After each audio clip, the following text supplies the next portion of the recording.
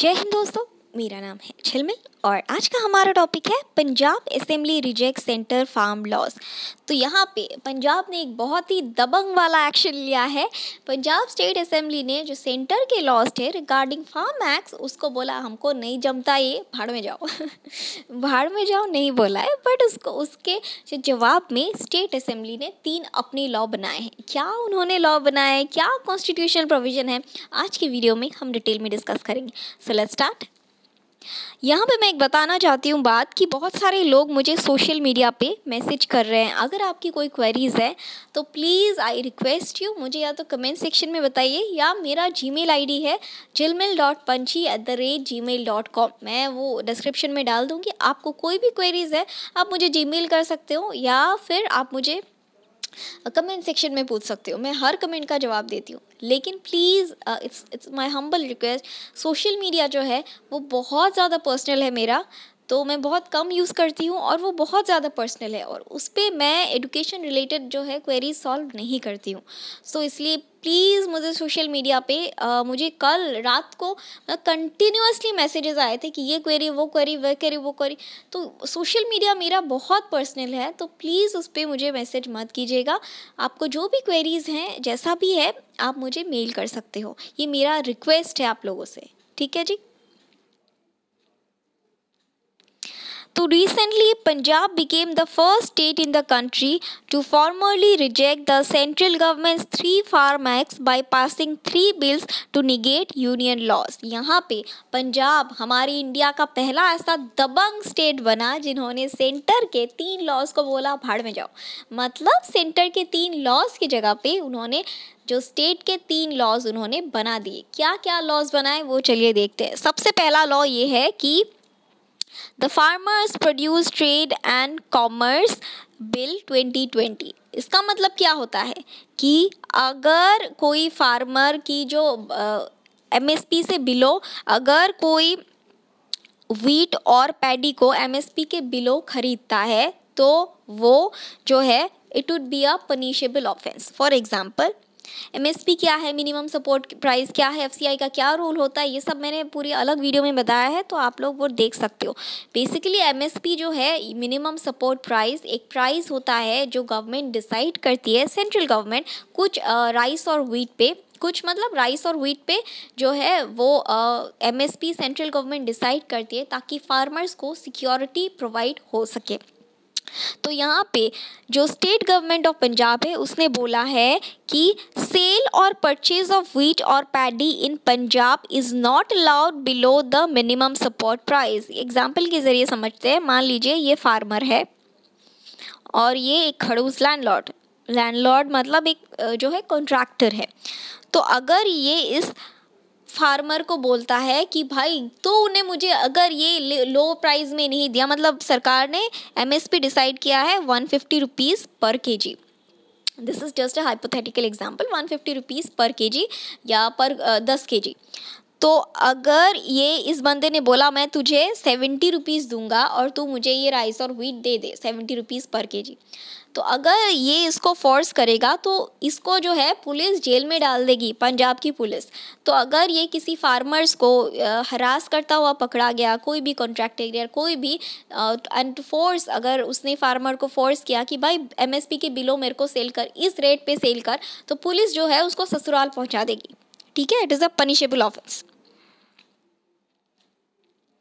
दूसरा है the farmers agreement on price assurance and farm service Punjab amendment bill 2020। ये भी उसी की तरह कनेक्टेड है। ये क्या करता है कि it provides for imprisonment of not less than 3 years and fines for sale purchase of wheat और paddy under a farming agreement below the MSP. आप लोगों को पता ही होगा कॉन्ट्रैक्चुअल फार्मिंग क्या होता है।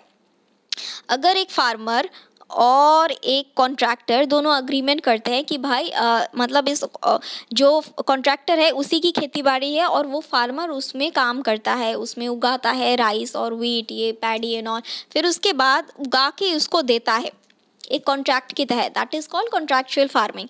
तो यहाँ पे अगर ये कॉन्ट्रैक्टर बोलता है कि भाई देखो तुम मुझे 75 रुपीज़ में अपना ये जो है 75 केजी पर जो राइस और व्हीट है तुम मुझे 75 रुपीज़ में दे दो, तो इस केस में ये जो फार्मर है, अगर इसने पुलिस में जाके कंप्लेंट कर दी तो ये जो अपना कॉन्ट्रैक्टर है ये जाएगा 3 साल तक कम से कम जेल में, और चक्की पीसेगा वही आटे का, और उसको मिलेगा फाइन, उसकी हो जाएगी दुकान जो है, उसका जो भी बिजनेस है वो हो जाएगा सील्ड।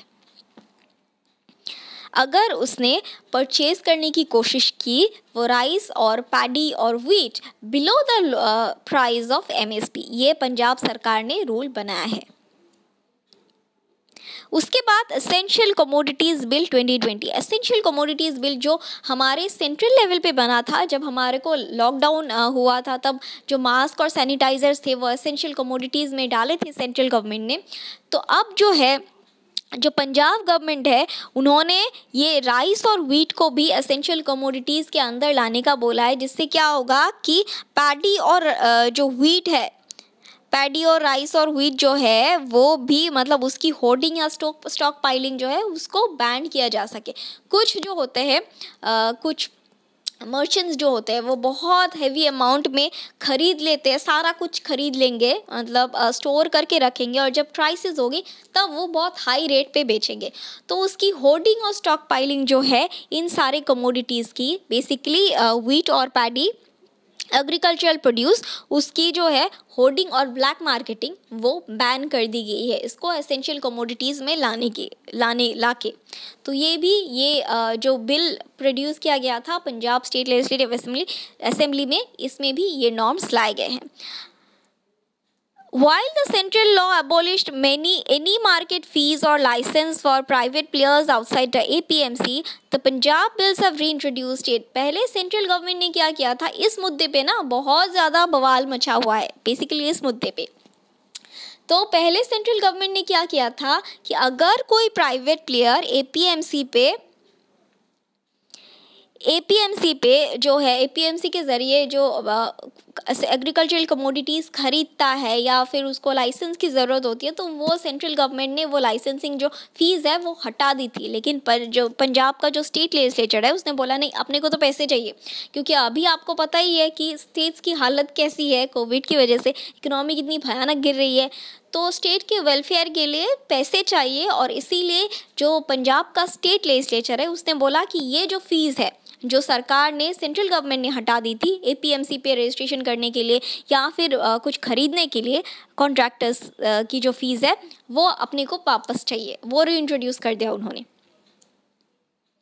अगेन जो assembly introduced code of civil procedure bill 2020, जो कि क्या करता है 2.5 एकर्स ऑफ लैंड अगर किसी का हो, उससे ज़्यादा अगर किसी का होता है तो उसको क्या होता है कि अपनी अटैचमेंट ऑफ वेरियस प्रॉपर्टीज़, उसके पास क्या प्रॉपर्टीज़ है वो सारा कुछ मतलब सरकार को दिखाना पड़ता है, प्रॉपर्टी शो करनी पड़ती है। जैसे कि आप लोगों ने लक्ष्मीकांत में देखा ही हुआ था, rights and liabilities of government थी। उसी तरह से फार्मर्स जिनके पास 2.5 से अधिक अगर लैंड हो तो उसको क्या होता है, अपनी क्या क्या प्रॉपर्टीज़ है क्या नहीं है वो सब कुछ उसको सरकार के पास दिखाना पड़ता है।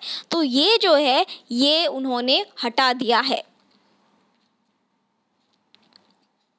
उसके बाद प्रॉपर्टीज़ क्या होगा, मूवेबल और इमूवेबल। मूवेबल प्रॉपर्टी मतलब क्या, गाय भैंस चारा ये जो मूव हो सकती है, और जो इमूवेबल मतलब किसी का फार्म हो गया, किसी के पास ज़मीन हो गई, तो that is immovable property.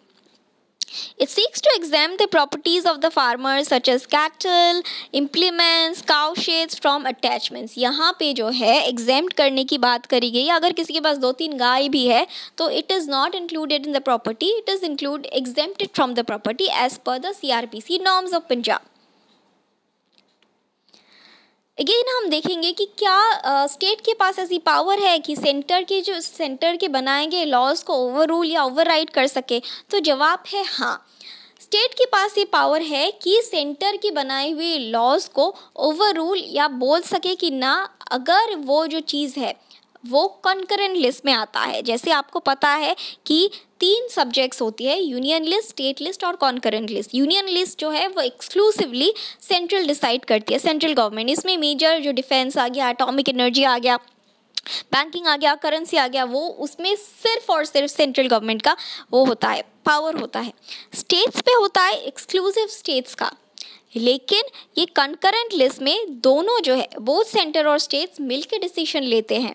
In case अगर यहाँ पे सेंटर और स्टेट के डिसीजंस जो है वो नहीं मिलते हैं तो किसका डिसीजन प्रिवेल करेगा? डिसीजन प्रिवेल करेगा, वैसे तो सेंटर का ही डिसीजन प्रिवेल करता है, लेकिन इसमें एक क्लॉज ये है कि अगर प्रेसिडेंट हो गया स्टेट के साथ, मतलब सेंटर ने ये बोला स्टेट ने ये बोला, लेकिन अगर प्रेसिडेंट का एसेंट मिल गया स्टेट के बिल को तो वो बिल पास हो जाता है और सेंटर का बिल जो है वो नलीफाई हो जाता है। मतलब प्रेसिडेंट का जिसके पास पावर उसके पास सब कुछ। ठीक है जी।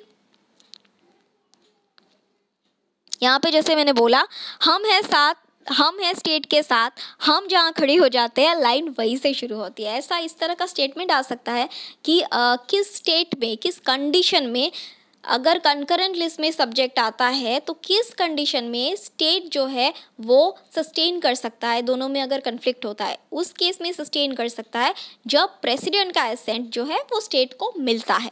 ठीक है जी। State has no authority to overrule the legislations passed by the center except under 254(2).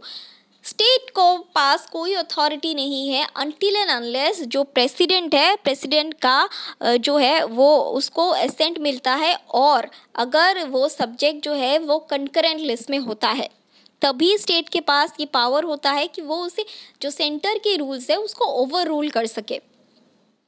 Article 254(2) enables a state government to pass a law on any subject in the concurrent list that may contradict a central law provided it gets the president's assent। ये statement बहुत ज़्यादा important है, ये statement based question आ सकता है, सो याद रखिएगा। ये हमारी वीडियो का एंड। आज के लिए बस इतना ही, कल फिर मिलेंगे कुछ नए लेक्चर्स के साथ। Thank you.